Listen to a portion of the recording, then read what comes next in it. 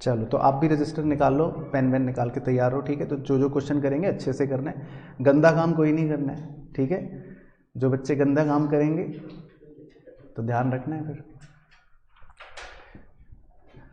चलो ठीक है, तो ऑनलाइन के चीते तैयार है, ओके आइए जी। चलो क्वेश्चन नंबर 1 से शुरू करेंगे हम। क्वेश्चन नंबर 1 में पूछ रहा है what type of transactions do we record in the books of accounts. हम अपनी बुक्स में कौन सी ट्रांजैक्शंस को रिकॉर्ड करते हैं? Monetary nature, okay. तो बस आप ऑप्शन ए लिख लो, वेरी गुड, सही आंसर, ठीक है। उसके बाद क्वेश्चन नंबर 2 में पूछ रहा है dash implies the accounting practices once selected and adopted should be consistently applied year after year। तो बताइए जी कौन सा प्रिंसिपल था ये? बी बोले तो कंसिस्टेंसी, ठीक है। तो बस आप ऑप्शन बी लिख लो, बिल्कुल सही, कंसिस्टेंसी, क्योंकि कंसिस्टेंसी में यही होता है कि जो प्रिंसिपल हम एक बार फॉलो करते हैं उसको सालों साल फॉलो करते रहेंगे, परफेक्ट। उसके बाद क्वेश्चन नंबर 3, अच्छा आ गया, वाई सो लेट, ठीक है, वहाँ बैठना उधर स्वेतलाना दीदी के पीछे। How many columns are there in ledger, एक साइड में लेजर के कितने कॉलम्स होते हैं? पक्का? नाम बताओ कौन कौन से।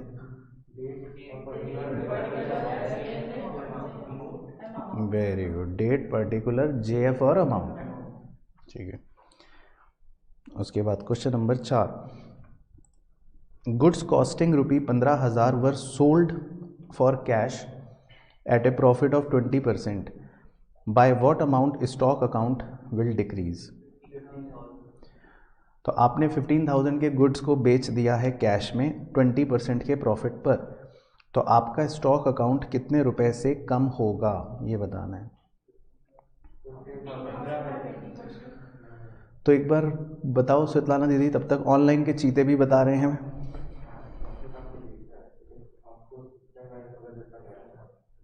पक्का श्योर, लॉक कर दिया जाए? कॉन्फिडेंट? चलो आ जाओ शिवांश भाई, स्टेज पे आ जाओ। चलो सही बताया उसने जो कहानी समझाई। तो जो आप स्टॉक बेचते हो जब अब, तो स्टॉक की जो कॉस्ट होती है, स्टॉक की जो लागत है, जितने का स्टॉक है, स्टॉक तो उसी से ही कम होगा ना। अब आप बेचो चाहे 20% प्रॉफिट पर बेचो चाहे कितने पर भी, वो आपकी सेल वैल्यू है। तो बिल्कुल सही आंसर है, वेरी गुड। ऑनलाइन के चीतों ने भी सही बताया, तो इसका मतलब वो भी होशियार हैं। इससे पहले सारे सही थे, ऑनलाइन वालों के पूरे 4 नंबर चल रहे हैं अभी। उसके बाद जी number 5, what is the journal entry if goods of 20,000 are sold for cash to be. तो क्या जर्नल एंट्री होगी अगर आपने गुड्स बेचे हैं कैश में बी को? ठीक है, सी, वेरी गुड। तो ऑनलाइन के चीतों का भी सही, वेरी गुड, शाबाश, C, cash account debit to sale. चलो 5 नंबर तो पक्के हुए। तो आप अपने 5 नंबर लगा लो, जिसके सही हैं, जिसके गलत है वो नहीं, ठीक है। चलो तो ये तो थे बेसिक एमसीक्यू। अब क्वेश्चन नंबर 6, अब इसमें असर्शन होता है और एक उसका रीज़न होता है, फिर उस हिसाब से हमको सही ऑप्शन बताना होगा, ठीक है। आपको तो दोनों चीज़ें पढ़ेंगे। असर्शन में लिखा है book keeping involves summarising the classified transactions in the form of profit and loss account and balance sheet. और रीज़न में लिखा है book keeping is the art of recording in the books of account the monetary aspect of commercial और financial transactions. It is concern with recording keeping maintenance of books of accounts. क्यों दीदी? Y?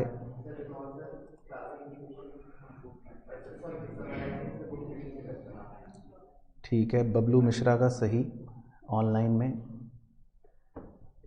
Rohit Kumar का सही online में, ठीक है, very good. तो भाई सही बताया अब बच्चों ने। बुक कीपिंग में उसने लिखा इन्वॉल्व्स समराइजिंग, है ना, तो ये बात क्या है? गलत है। तो ये बात यहाँ पर गलत हो गई। तो असर्शन में जो स्टेटमेंट दे रखा है वो फॉल्स दे रखा है। तो जैसे ही असर्शन फॉल्स हो जाए तो एक ही ऑप्शन होता है जिसमें असर्शन ए फॉल्स होता है, वो है डी। तो आपको सीधा पता चल गया डी। उसके बाद जी नंबर 7 में लिखा है assertion N Limited purchase machinery of 20,000 रुपये which is supposed to last for 20 years. ठीक है, तो एन लिमिटेड ने एक मशीन खरीदी 20,000 की जो 20 साल तक चलेगी। The accountant decide to spread the cost of machine for next 20 year for calculation of profit and loss. तो मुंशी ने इसीलिए उसकी कॉस्ट को अगले 20 साल तक अपोर्शन कर दिया, स्प्रेड कर दिया। रीज़न कह रहा है because according to consistency concept accounting principles and method should remain consistent from one year to another. Option A दीदी क्यों?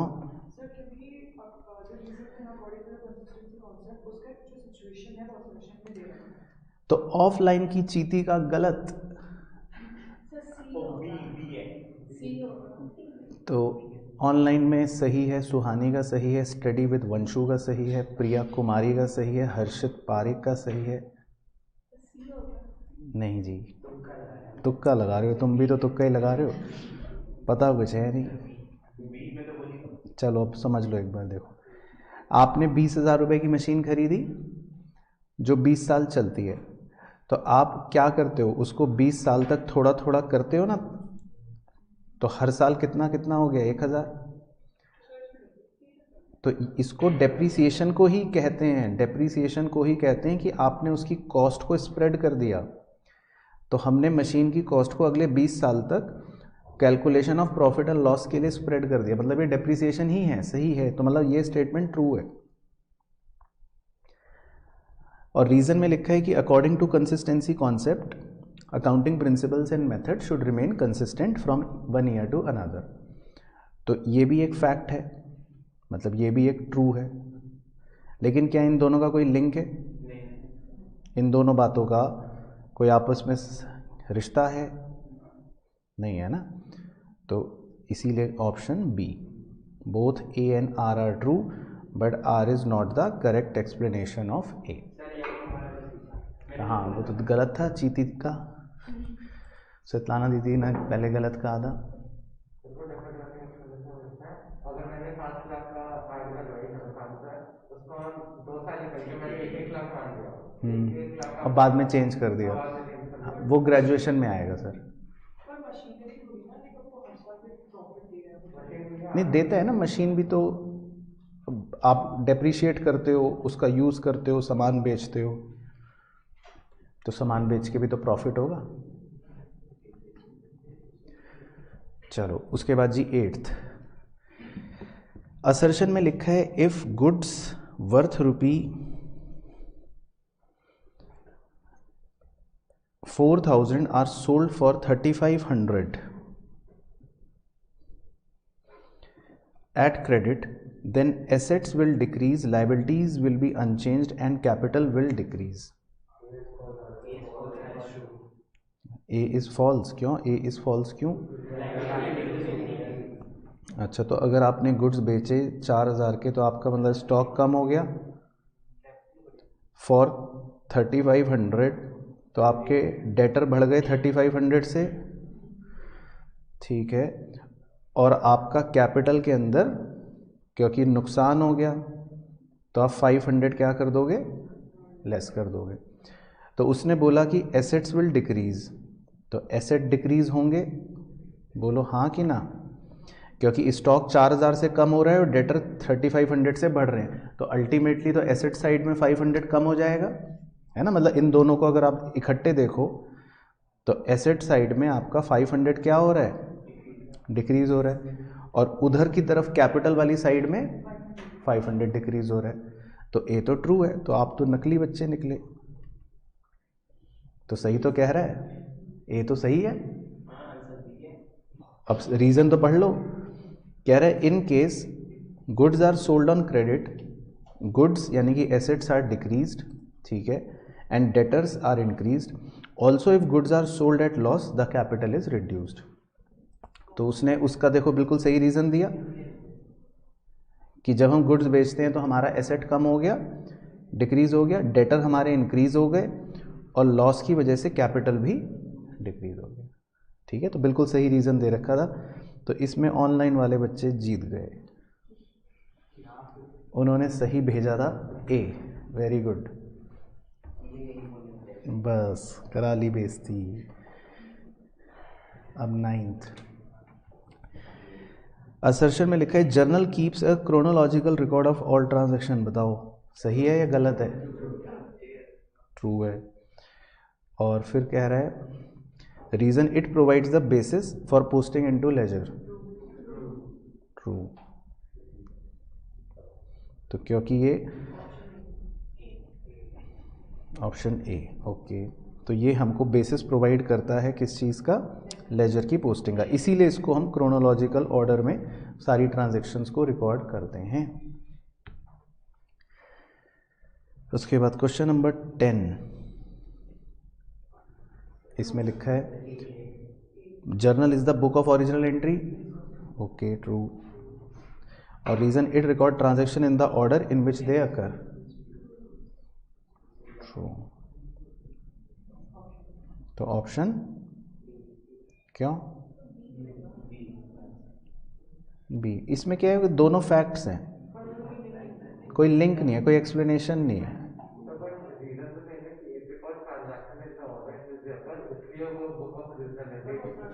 नहीं, वो तो ऑर्डर में तो आप रिकॉर्ड कर रहे हो, उसका ओरिजिनल एंट्री बुक होने से कोई वैसे नाता नहीं है।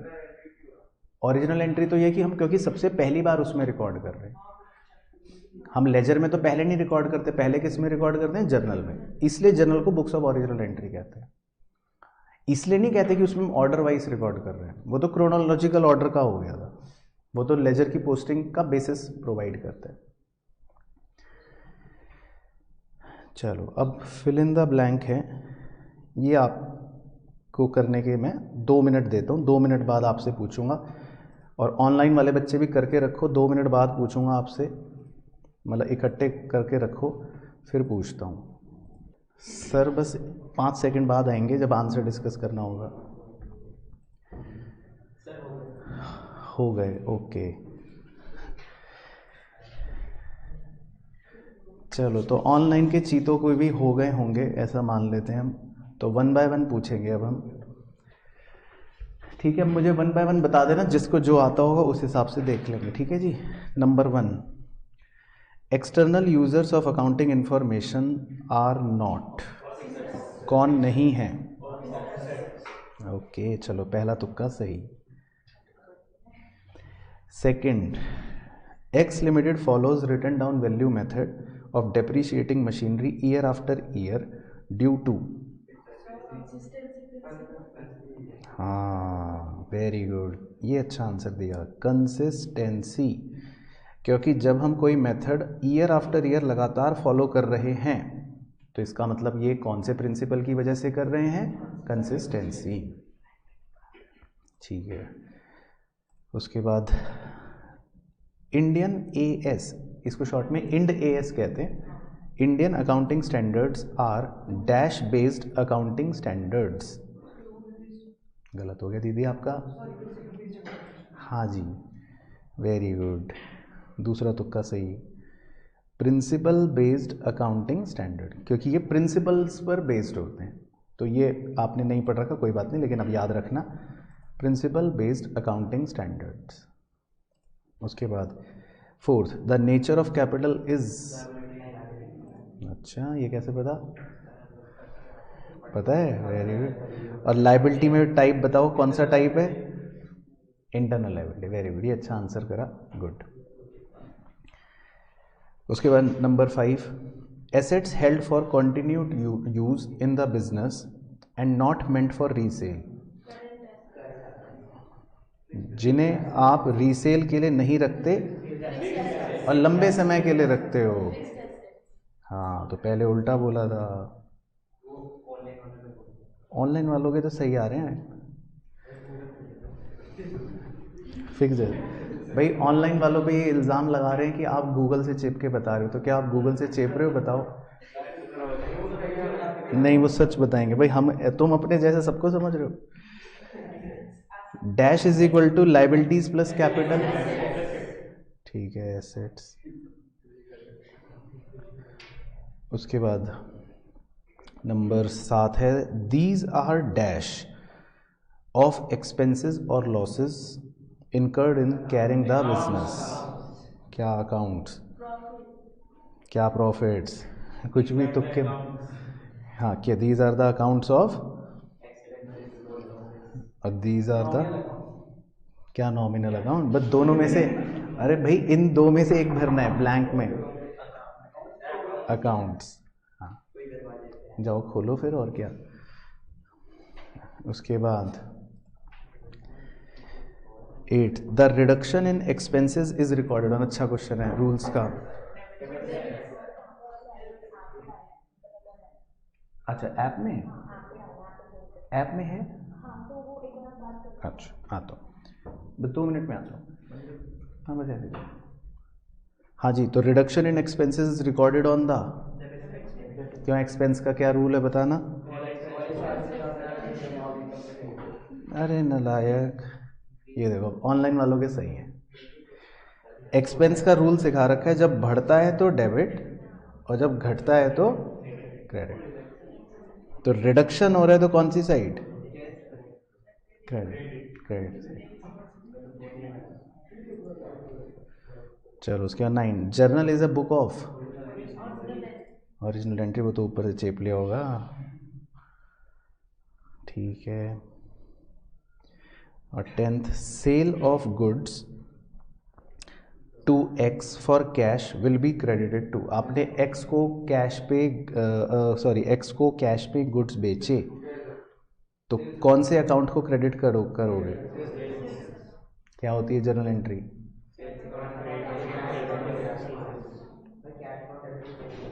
हाँ, cash account debit to sales account, ठीक है। तो इसका मतलब आप किस अकाउंट को क्रेडिट करोगे, सेल्स अकाउंट को, ठीक है। चलो, तो इसका मतलब आपके 10 में से 8 गलत और 2 सही, अच्छा 2 गलत 8 सही हैं। चलो अब मैं आ रहा हूँ बस 2 मिनट में, ज़रा तब तक आप क्वेश्चन 12 सोच के रखो, क्वेश्चन 13 सोच के रखो, क्वेश्चन 14 सोच के रखो, ठीक है, और 15 भी सोच के रखो। बस मैं 2 मिनट में आ रहा हूँ ज़रा। तो जी, तो पढ़ते हैं क्वेश्चन क्या कह रहा है। इसमें लिखा है क्वेश्चन 12 में कि confidence and trust that the reported information is a reasonable representation of actual items and events that have occurred indicates which qualitative characteristic। तो एक बार चलो मुझे सुनाना 4, रेलिवेंस, रिलायबिलिटी, हाँ लाओ लाओ लाओ, जल्दी लाओ, जल्दी बस आ जाओ। हाँ, रेलिवेंस, रिलायबिलिटी, अंडरस्टैंडेबिलिटी और कंपेरेबिलिटी, ठीक, यहाँ पे रख दो, हाँ यहाँ रख दो, हरे वाले, हाँ नीचे, अरे इतनी इज्जत नहीं देनी, ठीक है। तो उन चारों में से कौन सा है ये, रेलिवेंस, रिलायबिलिटी, अंडरस्टैंडेबिलिटी या कंपेरेबिलिटी, रिलायबिलिटी, क्योंकि आप इस पे क्या कर सकते हो, भरोसा कर सकते हो, ट्रस्ट, वेरी गुड। तो इससे पता चला ये रिलायबिलिटी। चलो इसके बाद है जी नंबर 13, देखते हैं। ये अच्छा क्वेश्चन था 4 नंबर में। The definition of accounting brings to light various attributes of accounting in context to this define accounting, वो तो आप कर ही लोगे। डिस्कस एनी 3 एट्रीब्यूट्स, तो 3 एट्रीब्यूट्स बताओ, कोई सुनाओ 3 एट्रीब्यूट्स अकाउंटिंग के।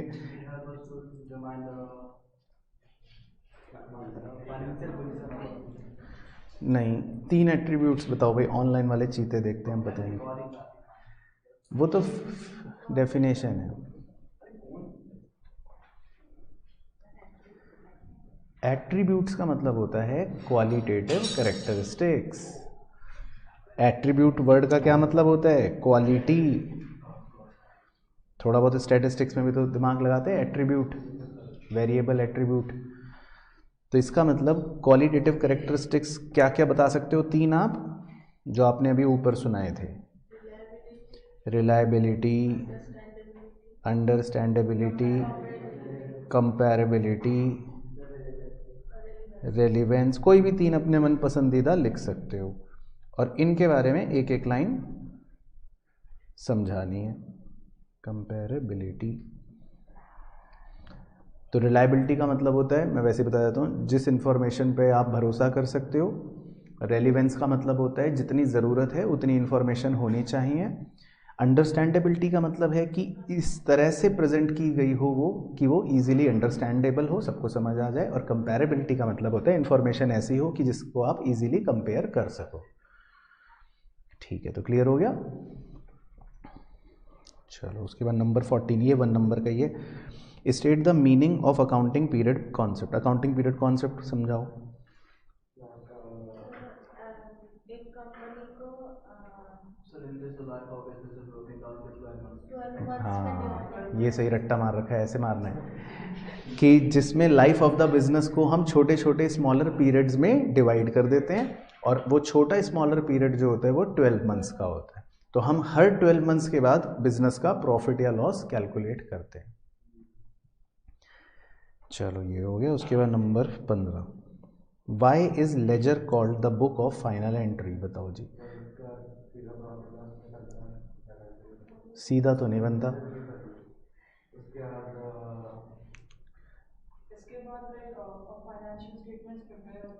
हाँ, बीच का आपको एक लिंक और लिखना है कि लेजर को हम फाइनल एंट्री की बुक इसलिए बोलते हैं क्योंकि इसके बाद जो समराइज्ड स्टेटमेंट बनता है, इसके बाद तो क्या बनाया जाता है, समराइज्ड स्टेटमेंट। उसका नाम क्या होता है, ट्रायल बैलेंस। और उस स्टेटमेंट की हेल्प से, उस स्टेटमेंट के बाद तो फिर हम सीधा क्या बनाते हैं, फाइनल अकाउंट्स। और फाइनल अकाउंट्स का मतलब ट्रेडिंग, P&L अकाउंट और बैलेंस शीट। तो बेसिकली आपका, हाँ, रिकॉर्डिंग करने के लिए कुछ नहीं बनता। हम अल्टीमेटली फाइनली कहाँ पर एंट्रियाँ रिकॉर्ड करते हैं, लेजर में। उसके बाद रिकॉर्डिंग नहीं होती, उसके बाद तो उसी की समरी बनाते हैं, फिर उसी से फाइनल अकाउंट्स बनाते हैं। तो इसीलिए लेजर को हम बुक ऑफ फाइनल एंट्री कह देते हैं। चलो उसके बाद number 16, give 2 items of internal liabilities. वो तो एक हो गया। हाँ, दूसरा, ये तो एक हो गया। ड्राइंग्स कह रही हैं दीदी, तो ड्राइंग्स को इंटरनल लाइबिलिटी कहना गलत होगा क्योंकि ड्राइंग्स को अगर आपको याद हो किसी को भी, तो उसको हमने एक्सपेंस या एसेट लिख रखा है नेचर के हिसाब से, तो आप उसको लाइबिलिटी नहीं कहोगे। ड्राइंग को लाइबिलिटी साइड पे थोड़ी ना लिखते हो, ड्राइंग तो उल्टा लाइबिलिटी कम कर रही है, वो तो कैपिटल को क्या करती है, माइनस करती है, तो वो लाइबिलिटी नहीं है। इंटरेस्ट ऑन कैपिटल लिख सकते हैं, बिल्कुल सही।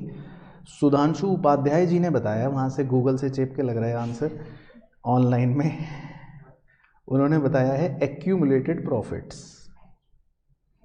तो ये एक वैसे सही आंसर है, लेकिन एक्यूमुलेटेड प्रॉफिट जैसे शब्द आप बच्चे बता पाएँ ये मतलब डाइजेस्ट होने वाली बात नहीं है। लेकिन मैं बता देता हूँ आपको, एक सरल शब्द दे देता हूँ एग्जाम के लिए। आप रिजर्व लिख सकते हो, ये एक बेस्ट एग्जाम्पल है। रिजर्व, आपने रिजर्व फाइनल अकाउंट्स में शायद सुना होगा, रिजर्व है ना। इसका मतलब होता है कि जब हम अपने प्रॉफिट में से थोड़ा सा पैसा छुपा के रख लेते हैं, निकाल के रख लेते हैं, रिजर्व। तो ये लिख सकते हो। तो ये 2 आइटम बढ़िया एग्जाम्पल हो जाएंगे इंटरनल लाइबिलिटी के, है ना। बाकी एक्सटर्नल लाइबिलिटी होती तो फिर क्रेडिटर, बिल्स पेबल, फलाना फलाना लिख लेते। तो इसमें ऑनलाइन वाले बच्चों के भी गलत आ रहे हैं, कुछ बच्चे क्रेडिटर भेज रहे हैं। अच्छा, चलो अब इसका बताओ रोहित बाबू, give 2 examples of fictitious assets. हाँ, तो मैं तो अब बताऊंगा ना। नहीं, एक तो एडवर्टाइजमेंट एक्सपेंस लिख सकते हो आप, है ना, ये तो मैंने भी लिखवाया है। और एक और बताओ, चलो तो वो नोट कर लो, रजिस्टर में नोट भी करते चलो साथ साथ। जो जो नया क्वेश्चन नहीं आता वो नोट करते रहो ना, याद रहेगा फिर। प्रीली, वो तो वही हो गया, मिनरी एक्सपेंसेस, प्रीलिमिनरी एक्सपेंसेस। हालांकि ये क्लास 12th में आते हैं, लेकिन अब पूछ रहे हैं तो आपको बताना तो पड़ेगा ही। 2 प्रीलिमिनरी एक्सपेंसेस। अब प्रीलिमिनरी एक्सपेंस का क्या मतलब होता है? नहीं दीदी, इसका तुक्का नहीं लगा पाओगे आप। प्रीलिमिनरी एक्सपेंस का मतलब ये होता है कि जब कोई कंपनी का जन्म होता है, तो कंपनी के जन्म को कहते हैं अंग्रेजी में इनकॉर्पोरेशन। जैसे कोई नेचुरल बॉडी का जन्म होता है तो आप कहते हो कि भाई बच्चा पैदा हो गया, तो जब कंपनी का जन्म होता है तो हम क्या बोलते हैं? Incorporation of company. तो जब कंपनी के इनकॉर्पोरेशन पे कुछ खर्चे हो जाएं तो उन खर्चों को क्या बोलते हैं? Preliminary expenses. तो ये एक एग्जांपल है, बस याद कर लेना, हालांकि 12th में मेनली पूछेगा। फिक्टिशियस मैडम होता है काल्पनिक एसेट, काल्पनिक, इमेजिनरी, यानी कि ये बैलेंस शीट में एसेट साइड पर तो शो हो रहे हैं लेकिन एक्चुअल में ये कोई एसेट नहीं है। नहीं, वो नहीं लिख सकते आप। कुछ ऑनलाइन में भी चीते भेज रहे थे, पेटेंट्स, ट्रेडमार्क, कॉपीराइट्स, बट वो गलत आंसर्स हैं। वो फिक्टिशियस नहीं है, वो इंटेंजिबल है, वो हमें फ़ायदा देते हैं, लेकिन ये हमें फ़ायदा नहीं देते, ये तो ऐसी काल्पनिक हैं।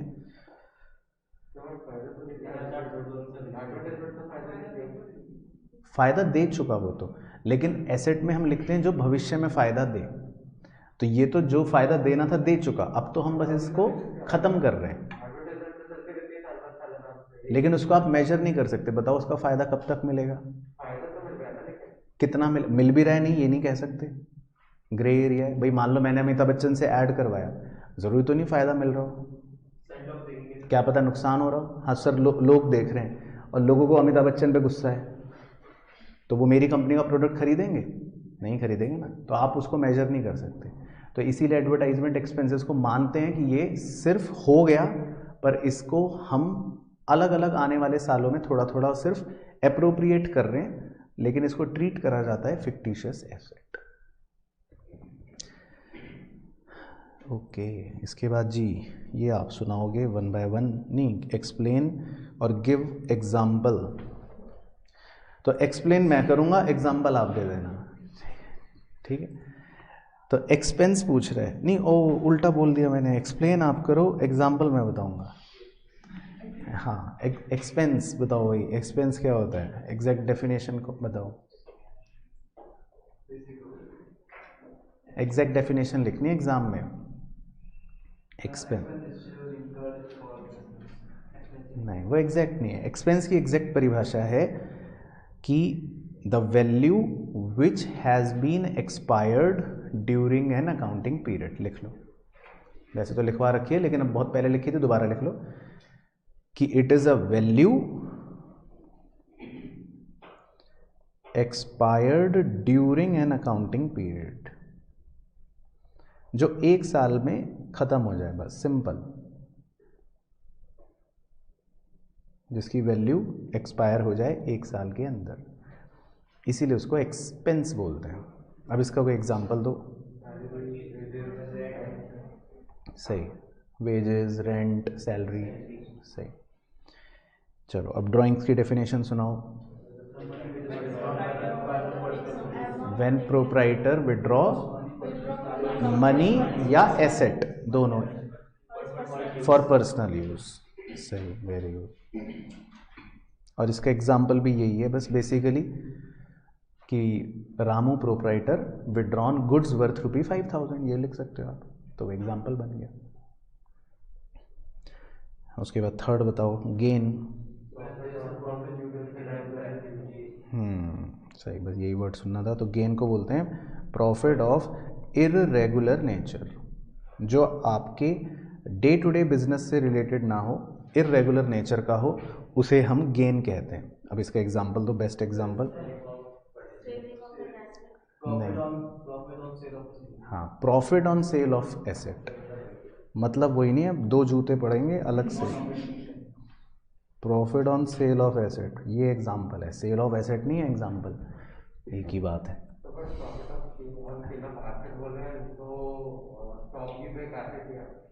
नहीं, अगर मान लो मैं ये फर्नीचर बेच के पैसा कमाता हूँ, समझ गए ना, तो मेरे लिए मेन काम तो नहीं है, तो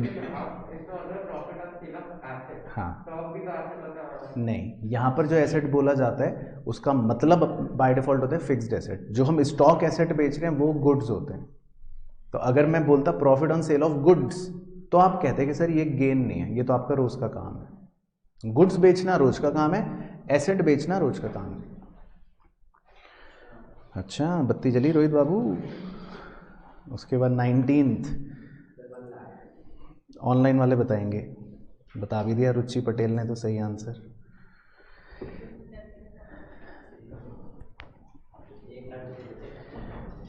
प्रिपेयर वो if total assets of the business are 2,60,000 and net worth is 1,60,000, calculate creditor. Net worth किसे बोलते हैं वैसे? कैपिटल को। और क्रेडिटर्स का मतलब एक तरह से हो गया लाइबिलिटी। तो लाइबिलिटी का फॉर्मूला क्या हो गया? Total assets minus capital. Very good, 1,00,000। चलो तो पहले यहाँ तक बता दो भाई, यहाँ तक सबके ओके हैं? यहाँ तक सबको समझ आए? ऑनलाइन वाले चीतों को यहाँ तक क्लियर है? एक बार ऑनलाइन वालों से भी पूछ लेते भाई, यहाँ तक ओके हो गया? क्योंकि फिर अब आपको यहाँ तक तो वो क्वेश्चन थे जिसमें मैंने कहा था ना मैं आपको बताता रहूँगा। अब आगे के सवालों में आपको थोड़ा अपने कलाइयों को कष्ट देना पड़ेगा, यानी अब आपको लिखना पड़ेगा, कलम उठाना है और रजिस्टर आपके पास है। क्वेश्चन 20 से बेसिकली थोड़ा सा आप तकलीफ में आ जाओगे। चलो ठीक है, ऑनलाइन वालों ने भी कहा यस सर, ओके।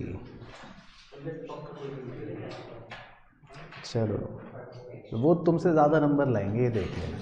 तुम यहाँ बैठे बातें बना रहे हो और वो जब नंबर लाएंगे तो तुम कहोगे। चलो अब मैं बस क्वेश्चन रीड कर रहा हूँ, आप जल्दी सॉल्व करना, फिर देखते हैं कि क्या आंसर आएगा, आप क्या बताओगे। क्वेश्चन जो है वो है prepare accounting equation from the following. ठीक है, 5 ट्रांजेक्शन्स हैं, तो मैं सीधा आपसे फाइनल इक्वेशन जो है उस पर मुलाकात करूँगा आंसर के तौर पे वैसे तो, लेकिन हाँ वैसे एक बार पढ़ लेते हैं क्या क्या है। Started business with cash 50,000, goods, फिर परचेज गुड्स फॉर कैश, ठीक है, गुड्स कॉस्टिंग ये ठीक है, कैश विड्रॉल ये ठीक है, रेंट आउटस्टैंडिंग 2,000, ठीक है। चलो तो भाई पहले ऑनलाइन वाले बच्चों को बता देता हूँ, आपको आंसर भेजना नहीं है कि ये प्लस ये माइनस, ठीक है, बहुत ही सुंदर तरीके से सॉल्व करना है अपने रजिस्टर में, ठीक है, फॉर्मेट के साथ। सेम चीज़ आपके लिए भी, आपके पास तो मैं आ रहा हूँ अभी डंडा लेकर, ठीक है, देखने के लिए कि क्या कर रहे हो, तो आपके तो रजिस्टर में पेज फाड़ूंगा। बाकी जो ऑनलाइन वाले बच्चे हैं, अब आपके घर तो मैं आ नहीं सकता, लेकिन आंटी जी अगर आप मेरी आवाज़ सुन रही हो तो इसको ज़रूर बोलना कि अच्छे से फॉर्मेट बना के करे, और अगर ये ना करे तो इसको बेलन से मारना मेरी तरफ से। और जो अच्छे से कर रहा है वो मुझे फ़ोटो खींच के भेजना, इंस्टाग्राम पर स्टोरी पर टैग करना, मैं देखता हूँ फिर भी कैसा प्रेजेंटेशन कर रहे हो। चलो ठीक है, तो ऑनलाइन वाले भी कर रहे हैं, अब आप भी करो। अब देखते हैं कि कौन सुंदर काम करेगा। फाइनल इक्वेशन करना है, नहीं सुंदर भी करना है। बाकी आप बच्चों ऑनलाइन के मेरे चीते, आप फाइनल इक्वेशन भेजना जब पूरा सॉल्व कर लो। हो गया आस्था दीदी? Very good. मानस बाबू, चलो तो एक बार फाइनल इक्वेशन बताओ, पहले हम उसकी चर्चा करते हैं। फाइनल इक्वेशन जो बच रही है, क्या बच रही है, मतलब कौन सा आइटम कितना, वो बताओ। Cash 65,000, very good. Stock 40,000, very good. तो ये तो एसेट साइड हो गई। क्रेडिटर्स 20,000, मानस बाबू का गलत। आउटस्टैंडिंग रेंट 2,000 और कैपिटल 83,000, वेरी गुड। तो जिसका यही है वही बच्चा जोड़े 3 नंबर। तो मानस के तो कट गए 1 नंबर, एक तो कटे गई, और क्या, ये सही आंसर है। ठीक है, तो मैं एक बार सही आंसर हाईलाइट कर रहा हूँ। Cash 65,000, stock 40,000, creditors 20,000, outstanding rent 2,000, capital 83,000। ठीक है, बाकी जिसको नहीं पता उसके लिए मैं जल्दी से एक बार डिस्कस कर देता हूँ। स्टार्टेड बिजनेस विद कैश, तो आप कैश में प्लस कर लोगे और स्टॉक में 30 प्लस कर लोगे और दूसरी तरफ कैपिटल में कितना प्लस कर लोगे, 80 प्लस कर लोगे, 80,000। ठीक है, यही सबको याद है? बोलो ना हाँ। स्टार्टेड बिजनेस विद कैश याद है कि नहीं, या हवाबाजी कर रहे हो? बताओ स्वेतलाना दीदी। नहीं याद, वेरी गुड। तो अब लिखो फिर साथ साथ। उसके बाद परचेज गुड्स फॉर कैश 30, इसमें देखो क्या करना है, आपका कैश कम हो गया, माइनस कर दो। और क्रेडिट पे खरीदा, करंट से मतलब उधार पे खरीदा, तो इस 20,000 को क्रेडिटर में प्लस कर लो। और टोटल गुड्स कितने के खरीदे, 50,000 के, उसे स्टॉक में प्लस कर लो। ठीक है, सेकंड पॉइंट में ये करना है। थर्ड में कह रहा है गुड्स कॉस्टिंग 40,000 के वर सोल्ड फॉर 55,000। अब आपने देखो गुड्स बेच दिए 40 के, तो स्टॉक में से माइनस कर दो। और 55,000 के बेच दिए, कैश में प्लस कर दो। और कितना प्रॉफिट हुआ, 15,000 का, उसे कैपिटल में प्लस कर लो। ये थर्ड का हो गया। फोर्थ में withdrew cash for personal use, इसका क्या करा, कैश में माइनस और कैपिटल में माइनस, वेरी गुड। और उसके बाद रेंट आउटस्टैंडिंग 2,000, इसको क्या करा, एक तो लाइबिलिटी में देखो अलग से आ गया है ना, ये रहा आउटस्टैंडिंग रेंट 2,000, और कैपिटल में माइनस क्योंकि एक्सपेंस है। चलो ठीक है जी। तो क्लियर हो गया। चलो अब 21 पे अपने हुनर का प्रदर्शन दिखाना है आपको। 21 प्रिपेयर अकाउंटिंग इक्वेशन। चलो ठीक है, ऑनलाइन वाले चीते आप भी बच्चों करो, जल्दी से करो, सुंदर काम करने की कोशिश करना, और आप भी फाइनल इक्वेशन बताना फिर। चलो तो देखते हैं जी कौन बताएगा। ऑनलाइन के बच्चे भी तैयार हैं? हाँ हाँ 2 मिनट तो लो, 2 मिनट तब तक मैं ऑनलाइन वालों से बातें कर लेता हूँ कुछ। ठीक है, हो गया, very good. Started business with cash, तो कैश में प्लस कर लिया आपने और कैपिटल में प्लस कर लिया आपने। ठीक है, उसके बाद फाइनल इक्वेशन बताना जिसका भी आए।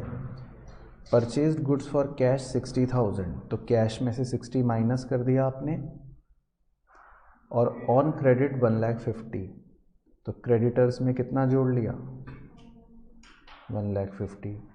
बाकी गुड्स आपने जो टोटल खरीदे 2,10,000 के, उसे स्टॉक में प्लस कर लो। ठीक है, तो गीता यादव जी ने भेजा है आंसर, ऑनलाइन की हमारी चीती। तो गीता यादव जी का सही है, वेरी गुड गीता यादव जी। गरिमा ने भी भेज दिया है, हमारी ऑनलाइन की चीती, गरिमा का भी ठीक है, वेरी गुड। नहीं, गरिमा की कैपिटल गलत है, गरिमा दीदी आपकी।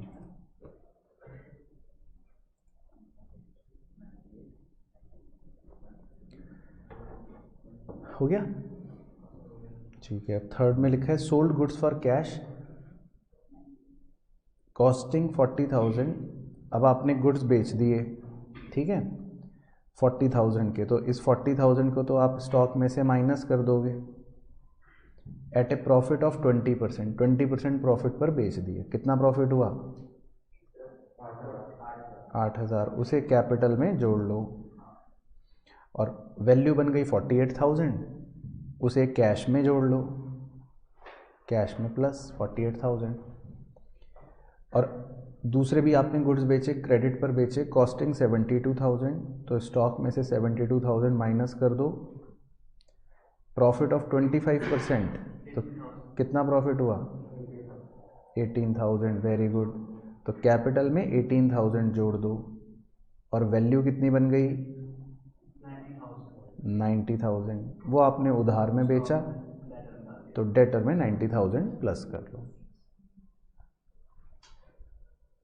हाँ वही लिखो दीदी आप, ठीक है, लेकिन घर जाके कर लेना, तभी फिर फ़ायदा है लिखने का भी, नहीं तो वो भी मत लिखो, है ना, आंखें बंद करके बैठ जाओ जाए। पेड फॉर रेंट 5,000, हाँ कैश से माइनस और कैपिटल से माइनस, क्योंकि खर्चा है। ओके, तो फाइनल इक्वेशन बताओ, ऑनलाइन के चीतों ने तो सही बताई। एक सेकेंड यहाँ बक्से में लिख लेते हैं, हाँ कितना कितना कितना, 1,83,000 cash, goods 98,000, very good, debtor 90, very good, creditor 1,50,000, very good, और कैपिटल 2,21,000, वेरी गुड। चलो, तो जिसका यही है वही 4 नंबर जोड़ना, बाकी अपना काट लेना। तो अपने अपने पड़ोसियों का चेक कर लो भाई कि वो कहीं गलत नंबर तो नहीं चढ़ा रहा अपनी शीट पे। हाँ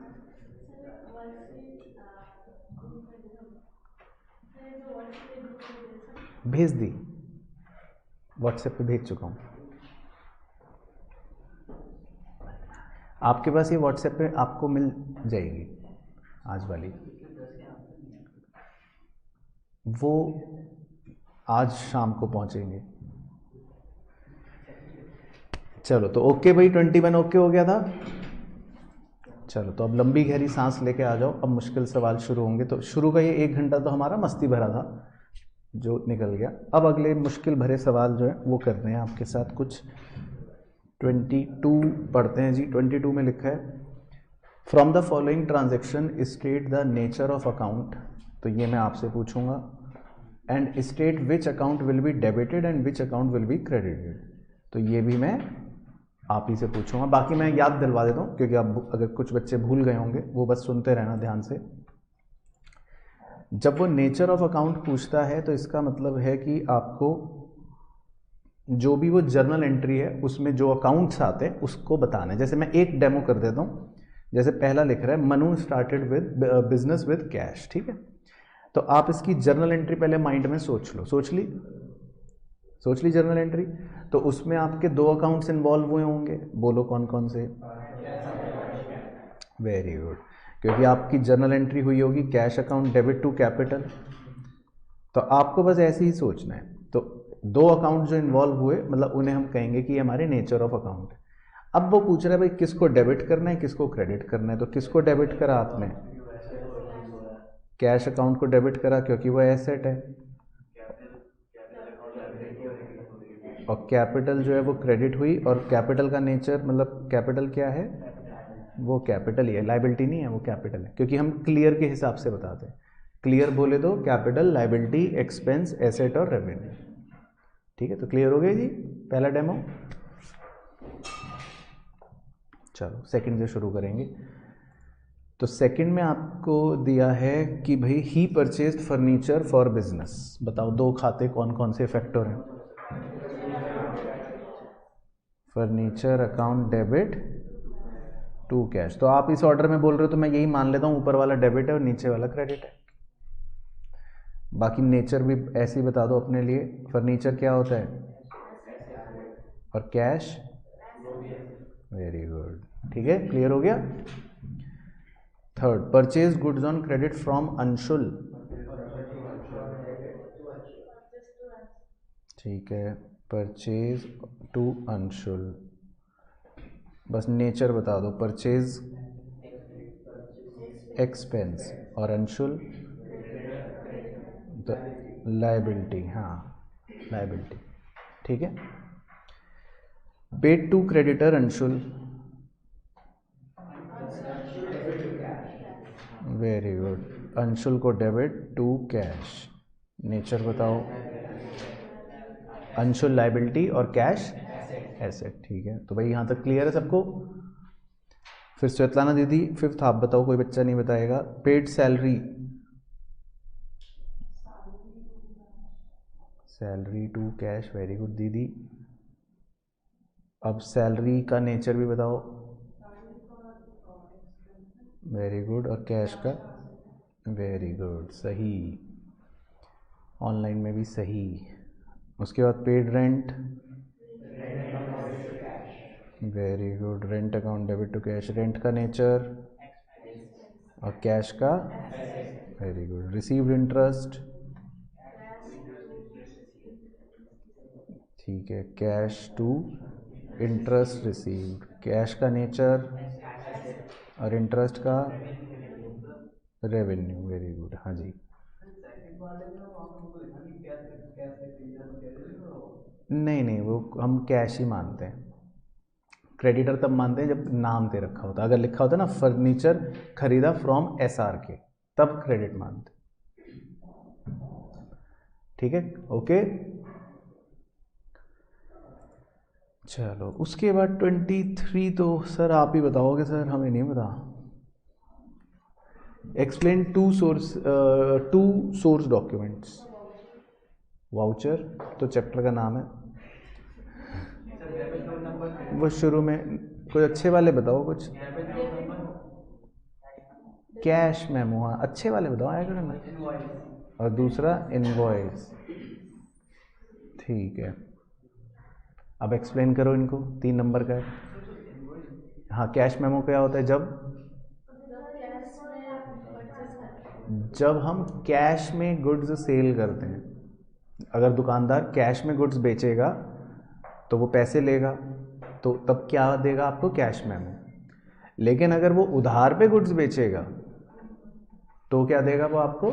इनवॉइस। तो ये लिखवाया था वाउचर चैप्टर में, जाके देखना, उसमें मिल जाएगा। और भी थे, आप चेक लिख सकते हो, pay in slip, debit note, credit note, ये सब लिख सकते हो। चलिए जी, तो अब थोड़ा सा आपको परिश्रम करना है क्वेश्चन नंबर 24 के लिए, 3 नंबर की प्राप्ति के लिए। जर्नलाइज करने 5 ट्रांजैक्शन है, तो 5 मिनट बाद मुलाकात करेंगे ऑनलाइन वालों से। तो ऑफलाइन वालों का मैं अब देखता हूँ भी कि क्या गोल खिला रहे हैं रजिस्टर में। तो भैया ऑनलाइन के चाहिए तो जर्नल एंट्री करिए, और बस 5 मिनट में डिस्कस करते हैं, तब तक आप जर्नल एंट्री करिए। हो गए 5? दिखाओ, बोलना नहीं है, रजिस्टर में भी तो देखना है। ठीक है, अभी आयुष को बोलता हूँ, तुम्हारा पेज फाड़ देगा रजिस्टर का।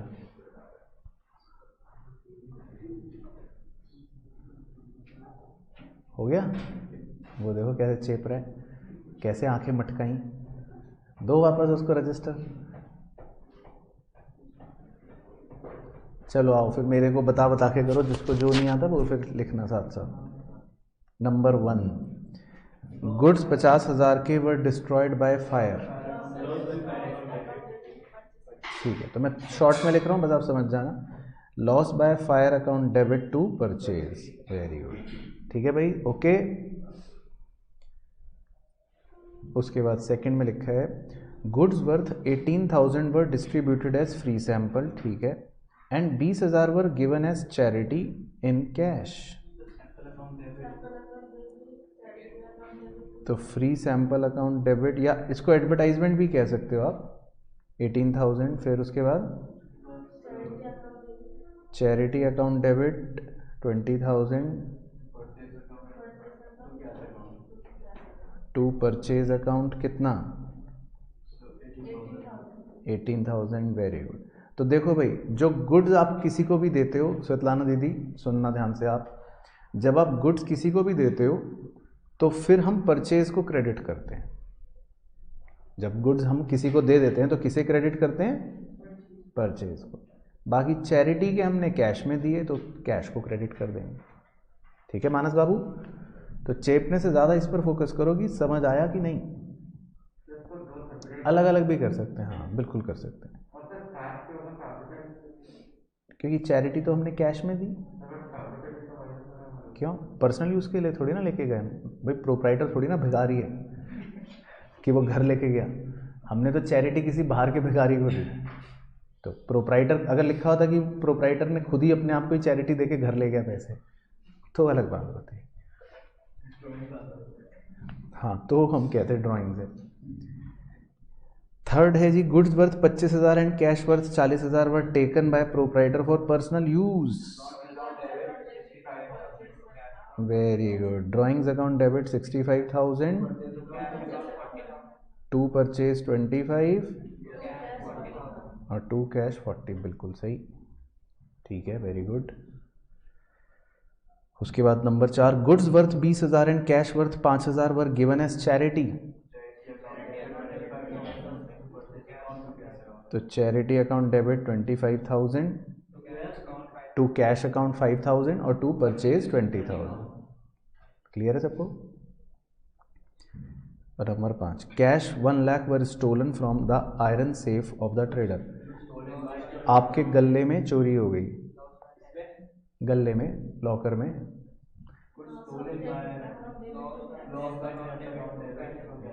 Very. Loss by theft account debit. भाई परचेज के गुड्स थोड़ी ना चोरी हुए. To cash. तो loss by theft account debit to cash account. ठीक है, तो सबको याद आ गई एंट्री? क्लियर है मानस बाबू? कोई डाउट तो नहीं है? देख लो, मन की संतुष्टि हो गई. चलो इसके बाद जी 25 में पहली वाली ओरली सुना दो. ठीक है, cash account debit to capital. ठीक है,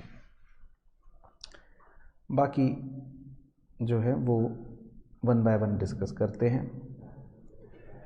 2 दिसंबर में लिखा है open a bank account with SBI. Bank account debit to. Very good. ठीक है, bank account debit to cash. Purchase goods from Ashu. Purchase account debit to Ashu. फिर 6 December sold goods to Rahul for cash. Rohit को नहीं आती थी. Cash account debit to sales. उसके बाद bought goods from Tara for cash. Rohit को नहीं आती थी. Purchase account debit to cash. Very good. Sold goods to सुमन. रोहित को नहीं आती थी. बोलो ना फिर भाई, आती है तो तेज बोलो ताकि भाई बाकी बच्चों से पहले बताओ. Suman debit to sale. 16 December cheque receive from Suman 19,500 का, डिस्काउंट अलाउड 500 का.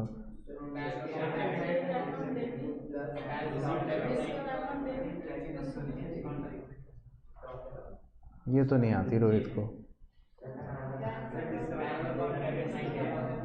हाँ,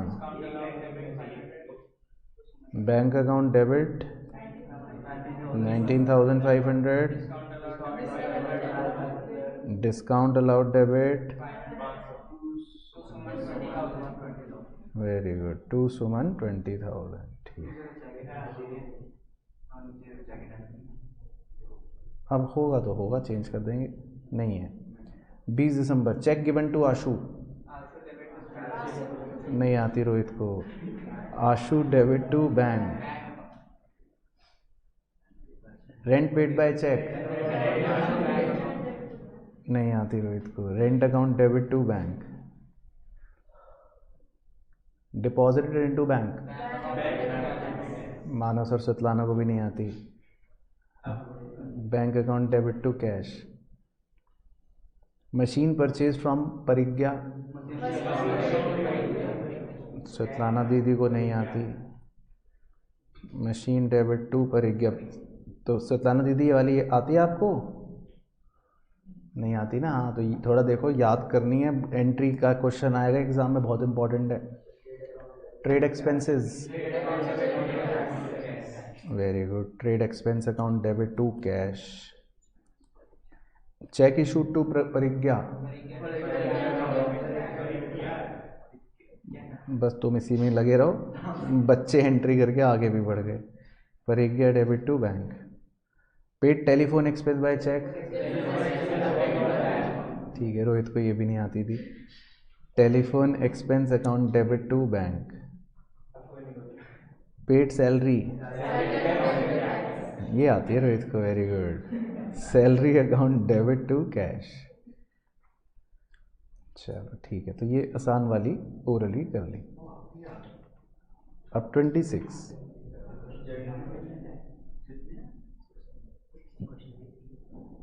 कितने मार्क्स के हैं? 60 मार्क्स के हैं। हाँ 60 नंबर के हैं ना क्वेश्चन।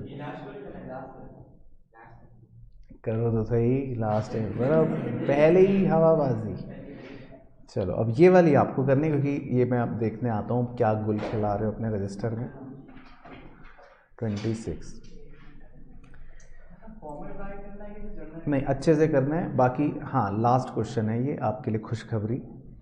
हाँ तो फिर पूरे देखो 60 मार्क्स से ख़त्म हो जाएंगे। मैं एक बार दिखा देता हूँ, देखो कितने नंबर आपके अभी तक आए हैं।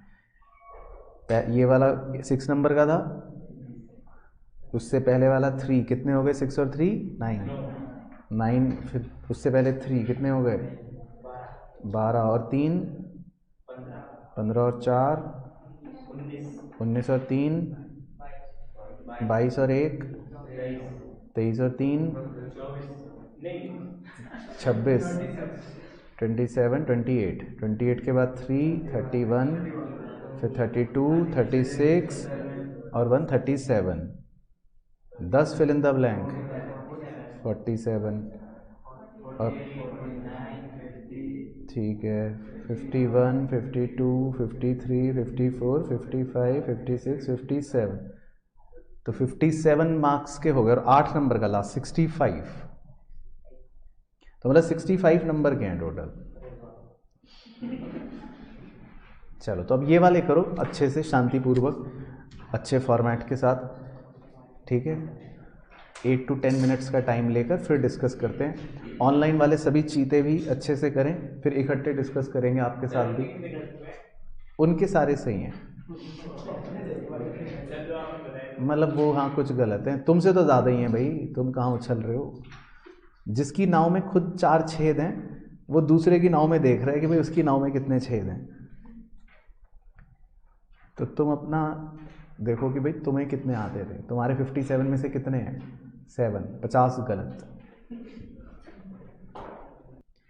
तो 1 से शुरू करते हैं। 1 में लिखा है पेड रेंट ऑफ बिल्डिंग, हमने बिल्डिंग का रेंट पे करा 30,000 रुपये। तो इसका मतलब हमने कितने रुपए दिए? 30,000 रुपये दिए, तो हमारा कैश गया। लेकिन कह रहा है आधी बिल्डिंग तो हम अपने घर के लिए खुद ही इस्तेमाल कर रहे हैं, तो इसका मतलब आधे पैसों को तो हम क्या बोलेंगे? ड्राइंग्स बोलेंगे। तो ड्राइंग्स अकाउंट डेबिट में आधे पैसे लिख लो, यानी 15,000, और बचे हुए आधे ही हम रेंट मानेंगे, यानी 15,000। तो फर्स्ट की ये एंट्री बनेगी। तो ऑनलाइन में गरिमा जी ने सही भेजी है पहले, और काफ़ी बच्चों ने इनफैक्ट सही भेजी है, ठीक है। तो आपकी भी सही है, हाँ आपकी तो सही है, वैसे देख लिया था मैंने। उसके बाद सेकंड में लिखा है paid fire insurance of the above building in advance 2500। आपने ऊपर वाली बिल्डिंग का फायर इंश्योरेंस पे करा है, और वो फायर इंश्योरेंस आपने एडवांस में पे करा है। तो prepaid insurance account debit to insurance account. Okay, तो कुछ अजीब सा लग रहा है। अब एक बार ऑनलाइन वालों का देखते हैं। सेकंड का बताइए जी। ओ माय गॉड, ऑनलाइन में भी चीते हैं। तो ऑनलाइन में कौन सही बताएगा? मैं इंतज़ार कर रहा हूँ, देख रहा हूँ। चलो बढ़िया पॉइंट था ये तो, मज़ेदार, बहुत ही बढ़िया पॉइंट था भैया। हा। ऐसा क्या है क्या भाई? देखो अब आपने जब ऊपर वाली बिल्डिंग का ही फायर इंश्योरेंस पे करा, देखो ये है कैच। तो ऊपर बिल्डिंग पूरी की पूरी आप क्या रेंट पर दे रहे हो या आधी घर के लिए भी यूज़ कर रहे हो? आधी घर के लिए यूज़ कर रहे हो। तो जब आपने ऊपर वाली ही बिल्डिंग का इंश्योरेंस पे करा है, तो इसका मतलब उसमें भी तो आधा इंश्योरेंस किसका होगा? मतलब आपका घर का ही होगा। तो क्या इस बात को आपने मद्देनज़र रखा? नहीं रखा ना मद्देनज़र, आपने तो सीधा वो एंट्री चिपका दी जो आपने रट रखी है, पीछे से देख ली, है ना। नहीं, कह रहा है कि हमने जो ऊपर बिल्डिंग है, मतलब जिसका आपने अभी ऊपर भाड़ा दिया है, उसी बिल्डिंग का आपने इंश्योरेंस भी पे करा है। तो अगर आप ऊपर बिल्डिंग जिसमें रहते हो, आधे घर में रहते हो, मतलब आधी जगह में, और आधा आपका ऑफिस है, तो ये फायर इंश्योरेंस भी आधा आधा होगा, है ना। तो ये पॉइंट है। तो अब 1 मिनट लगा के दोबारा सही करें, फिर बताएं।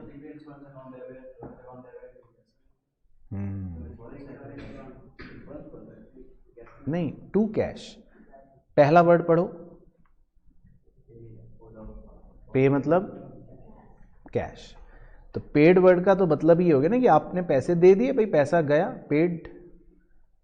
तो आपने 2500 रुपये दिए हैं, जिसमें प्रीपेड माने जाएंगे आधे 1250, और बचे आधे तो आपके अपने घर के ही हैं, अब जो मर्जी करो उसका, वो ड्राइंग्स 1000। तो सेकेंड एंट्री में इसका मतलब सारे मुर्गे फंसे, मतलब इसमें ऑनलाइन वाले मुर्गे भी फंसे।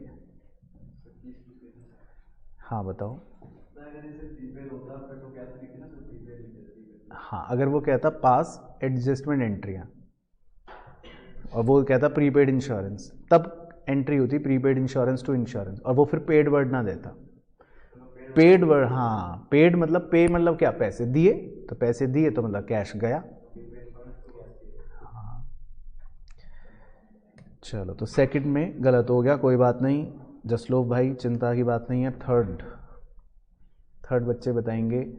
बताओ मानस बाबू, पेड लाइफ इंश्योरेंस प्रीमियम।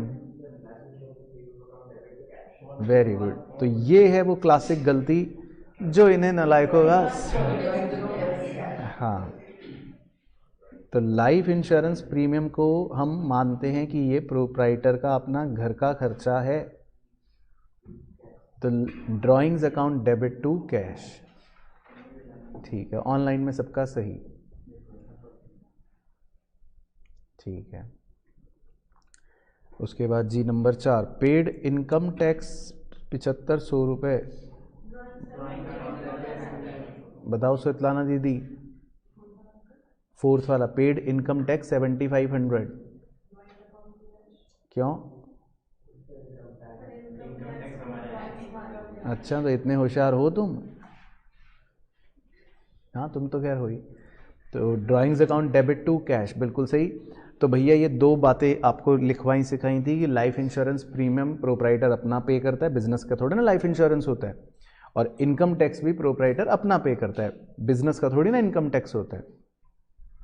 चलो ठीक है। उसके बाद number 5, salary due to clerk 1250।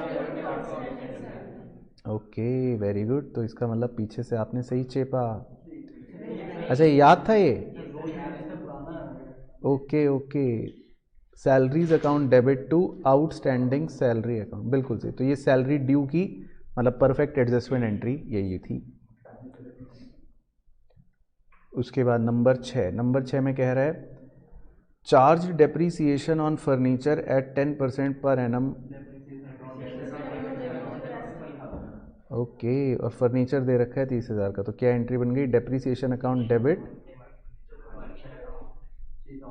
To furniture account 3000, ठीक है, वेरी गुड, ओके।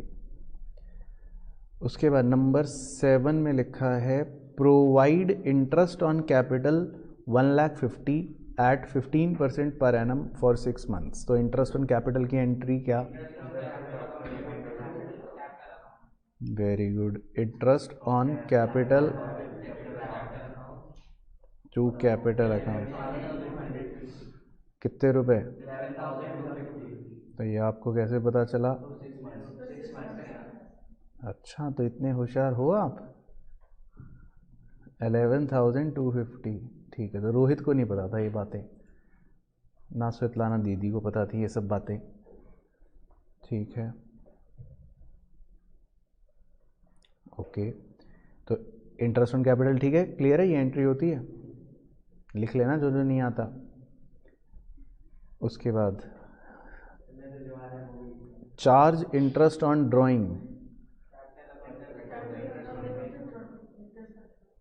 हाँ, तो इसमें आप कैपिटल अकाउंट भी डेबिट में लिख सकते हो, कुछ लोग कहते हैं ड्राइंग अकाउंट वो भी लिख सकते हो, दोनों बिल्कुल ठीक है, जो आपकी टीचर बोले स्कूल की वो करना मज़े से, मेरी तरफ से तो दोनों ठीक है।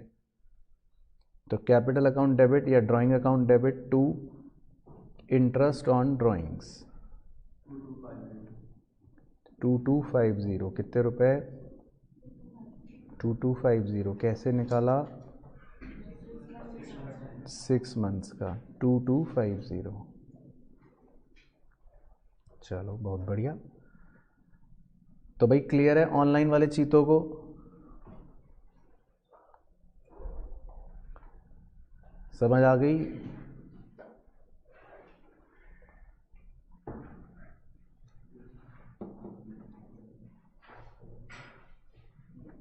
ओके